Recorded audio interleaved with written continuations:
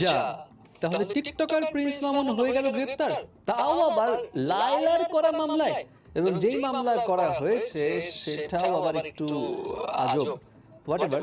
So কাহিনী হলো, এই মামুন এবং লায়লার তো দুদিন পর পর ঝগড়া হয়, এই মিল হয়, এই ঝগড়া হয়, এই মিল হয়, এবং যখন তাদের ঝগড়ার পর মিল হয় তখন তারা নতুন কোনো কিছু অ্যানাউন্স করে অথবা নতুন কোনো সার্ভিস লঞ্চ করে, এবং সবাই ভেবেছিল এটা তাদের business strategy, promotional stunt, whatever it is. তবে এবার সত্যি সত্যি গ্রেপ্তার হয়ে গেল প্রিন্স মামুন, তাও আবার লায়লার করা মামলায়। কাহিনী হলো, রবিবার প্রিন্স মামুনের বিরুদ্ধে লায়লা মামলা করে বিয়ের প্রলোভন দেখিয়ে প্রিন্স মামুন লায়লার সঙ্গে শারীরিক সম্পর্ক গড়েছে এই প্রসঙ্গে।